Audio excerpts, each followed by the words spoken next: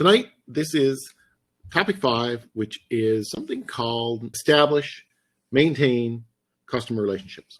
And this is just a conclusion to what we talked about last week, really.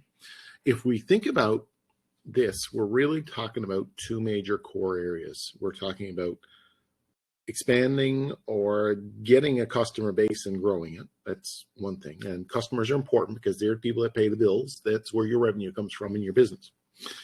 And the second issue is to apply certain standards. Now, these standards do as much to guarantee that those customers will be satisfied as anything else. So it all has to do with the customer service, because a service standard means that you have and you can communicate to your customers a certain degree of quality that you will provide to them in assurance. So we'll look at those couple points.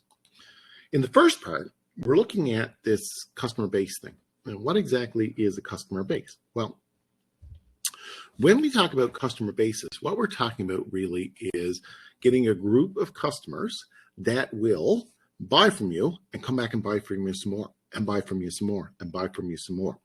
This is what we talked about last week as relationship selling. It's so much easier to keep a customer than it is to get a customer. Getting customers is challenging because you have to convince them you have something feasible, usable, appreciable to sell. Once they already know that, once you've sold it to them first time and they're coming back the second time, you don't have to do that anymore. So if you keep a customer, it's so much easier and makes so much more money than always having to go out and hunt for new customers. So the idea of relationship selling is to ensure that people come back. So we talked about this last week. Relationships are especially important, no different than in life. They're important with regards to selling products or services because it allows us to continually sell more and more product through the lifetime of a customer. Relationship selling is very effective and is based around continuous building, growing, and nurturing a relationship with the customer, and it helps close sales and make products go out your door. Relationship selling is based on the basic premise that it's easier to develop and maintain a customer than it is to always be getting customers. And a key tool is to make sure that that relationship is nurtured, no different than growing a plant. Okay, we want to improve that relationship through listening to what the customer's needs are, understanding and appreciating customers' needs, and being able to fulfill those needs as you understand them. And if you can learn the customer needs, understand needs through listening, you're going to clearly demonstrate to the customer that you value them, and they in turn will value you by coming back and buying more product from you. This whole concept is known as CRM. Sometimes you hear this magic 3 letters thrown together. It's customer relationship management. There's nothing more than making sure a customer comes back and buys from you again and again and again. And it involves really establishing, developing, maintaining, and optimizing for them and you, the relationship. It focuses on understanding the customer's needs. So again, market research that we talked about at the very beginning is so important here. What are the customer's needs? Going out and asking them what they need. What is it they want? If you can do that, your actions will match as closely as possible what your customer wants. And this helps you provide better service, improves the customer relationship, improves your overall sales efforts. In other words, the bottom line, it makes money. And all of that is classified really as customer relationship management or CRM. And there's all kinds of computer programs out, technology that can be used towards this, but ultimately it comes down to building a face-to-face or a person-to-person relationship with someone who has the ability to buy from you.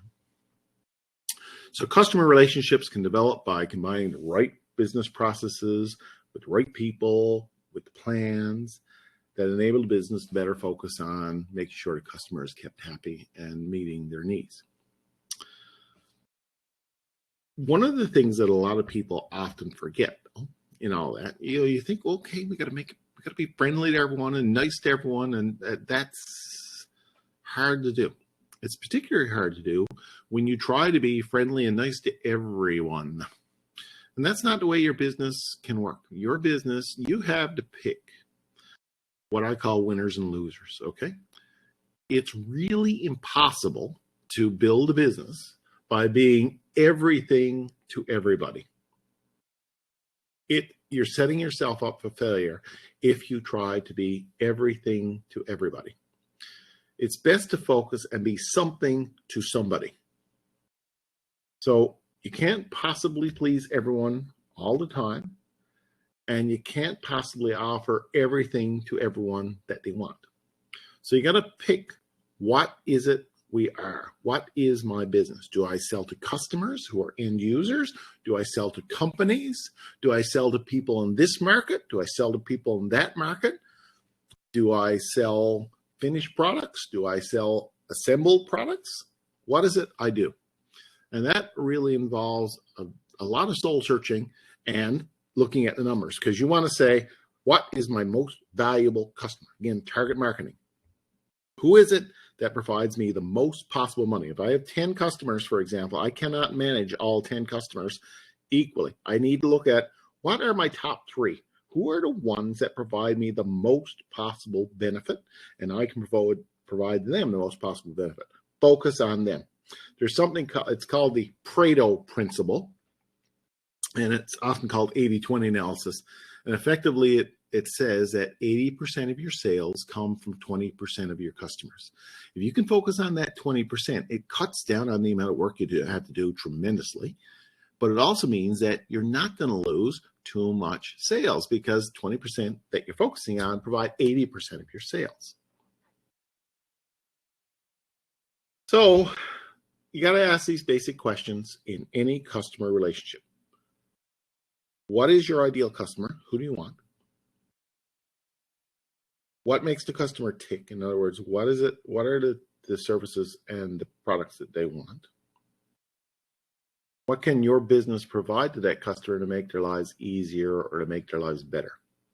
So looking for that fit between what the customer wants and what you can provide is so essential in order to be able to do this 80-20 thing. Again, 20% of your customers will provide 80% of your sales. Focus on the 20%. Another key thing that you really need to do in order to build this relationship is to be always looking and attentive to new potential customers who could provide you a tremendous amount of sales. And this is all known as networking. By any other term, we hear the term networking. Networking is all about meeting people, right? So business is all about building these relationships, meeting people, and you can do this through networking. So you be sure to go to events that use these and use these as business opportunities. Events such as Skills Canada, for example. That's how you meet people. That's how people remember you. That's how you get new customers or new opportunities. Business functions, Chamber of Commerce type events. Trade shows, this is where companies go in a big mall area and they're all presenting their product there for people to come by and see it. I know in the municipal world, for example, when we have municipal conferences, companies that supply stuff to municipalities are always there at the trade show, where you go by and you kind of meet them and you put some faces to these particular products that they sell. And joint industry groups and associations. Now, this is a big one, particularly for the trades. I know, for example, the college is every time they develop a program, a new program, such as machining or such as electrical or anything like that, they do consultations with industry. So you'll go out to industry and you'll say, okay, industry, what is it that our students need to learn? What do you guys do? You know, if you've been working in the trade for years, you know, here are the things I do. And that's what the college needs to learn. These opportunities, they'll come to you knocking at your door every once in a while and say, hey, will you join us and come to this for a day or two just to, and you say, well, what's in it for me? Besides getting your expenses paid, what's in it for you is you'll meet other people who are in similar positions to you who could be potential customers or could be potential opportunities for you in the future. So it's a good opportunity to do that. Another thing is this idea of business cards. You know, even though we live in an electronic world, the old paper business card is still very useful. And before you go anywhere, you really should have some business cards that allow you to kind of create this network with the people that you meet. How do you move from there then? So once you go and find some people, you really need to say, okay, what do I need to bring? What do I need to bring to the game? Well, a good knowledge of the industry is important. So research and read and listen and see what's going on in the business field. If you're in the mining field, you got to know about what's on the go in mining. If you're in the offshore field, you got to know what's on the go on the offshore field. What opportunities exist? What opportunities come in? It's a SWOT analysis by any other name. What are the opportunities and threats that are out there that you need to be aware of? Sign up for industry emails. These can get a little pain because your inbox will fill up with emails. So be selective on those, but you need to be able to say, okay, look, if I'm a tradesperson in a union, for example, make sure that union, you're connected with that union through email. You'll get a lot of information from them. Follow the players on social media. Now, I think that probably one of the greatest social media platforms that exist out there is Facebook for professionals, and that is called LinkedIn. LinkedIn allows you to not only post, but to connect with people in your industry and find out what they're doing. They'll find out what you're doing, and it's a good networking opportunity. I've used it a lot, and I find it is very, very helpful for doing that. If you understand how to use Facebook, you understand how to use LinkedIn. It's no more complicated than that. It's the same basic concept. Follow the latest trends and consider your ability to capitalize on them. What's going on in the oil and gas industry right now, for example. What are the things that are there? What's going on in the hydrogen industry, which is going to be big in the future? Find out the key players. See if you can meet them. Again, these trade shows are important to do that, or networking opportunities is a great opportunity to do that. And look at what's changed in the last 5 to 10 years. You think about it. 10 years ago, did we consider electric cars? They were around, but no one ever thought Tesla would do as well as it has. Did we consider the idea of a future past oil? Was that really talked about 10 years ago? Not so much. So a lot has changed in the last 5 or 10 years, particularly if you think about the COVID environment, which is kind of this type of technology we're using now. That really took off in COVID, and it's still around, and it's probably going to develop even further. That's something that we didn't see really used too much before. One of the key mantras that I have, I know, Harrison, you've heard me say this, is get comfortable with being uncomfortable. And the very fact that you're uncomfortable in any position that you're in or any situation that you're in is a good thing, because that means you're doing something different. When you get into a comfortable position, you get old, fat, and lazy. So when you're uncomfortable and you're in positions that you're not really familiar with, that's how you learn stuff. And despite being painful and awful and miserable and somewhat, I wish I get out of here, that's where you make the connections. Okay. So in order to make yourself stand out with your customers and your potential customers, you always need to be open to trying new things. It takes effort. It's not easy. Some people make it look easy, but it's not. And you got to push yourself to do this. And getting comfortable with the status quo when the world's changing around you can lead you down a path that nobody wants to go down. And especially if your competitors are going over the new path in new directions. So again, old, fat, and lazy get left behind pretty quickly. So you need to be uncomfortable with newness. Learn the social media tools. Most young people today already have that skill, and that's something that they're bringing to the job market, right? So, and say, what is in this? You got to ask yourself, what's in this that I can benefit from? What are some of the business opportunities that could arise from this, the business reach? What trends are coming down the line? What new methodologies are being used? And how can you engage with your customers in this? So social media is really designed for business as a marketing communications tool, but there are so many other applications of it as well. We got a lot of players, and I know Harrison, what's that guy's name that is the machinist online?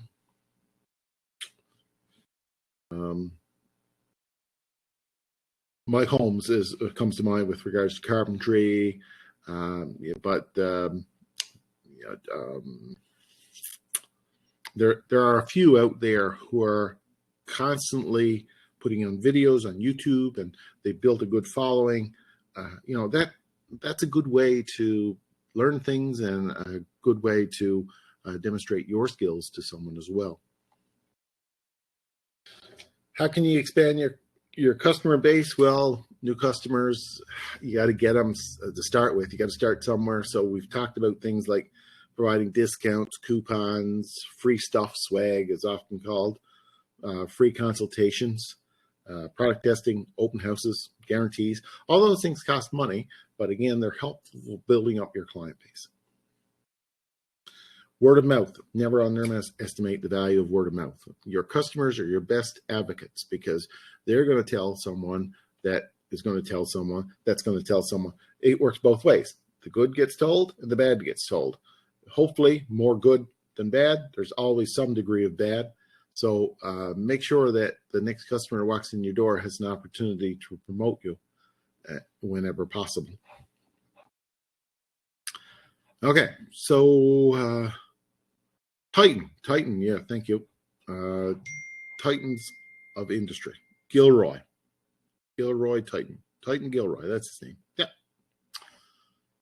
And that, if you're not familiar with Titan Gilroy, he's a big metal man, does machining and all kinds of cool and interesting, innovative approaches to metal turning and the like. The other thing that we want to look at in this particular unit is service standards. And this is something that often causes people to wince, but you do need to ensure that you provide a certain level of quality with your business. Again, the idea is a customer will come back and come back and come back. That's what relationship selling is all about. Service standards help ensure that they come back. It provides them a guarantee that they will expect a certain level of service from you. So in order to develop customer relationships, you got to know who your customers are, what the customers want, what activities work for them, what are they listening to out there, and what's the most successful way really to get repeat business. So customer relationship management goals can be organized into a number of key areas such as marketing, sales, and service goals. And this, we've looked at marketing and sales. Well, what are we talking about with regards to service standards then?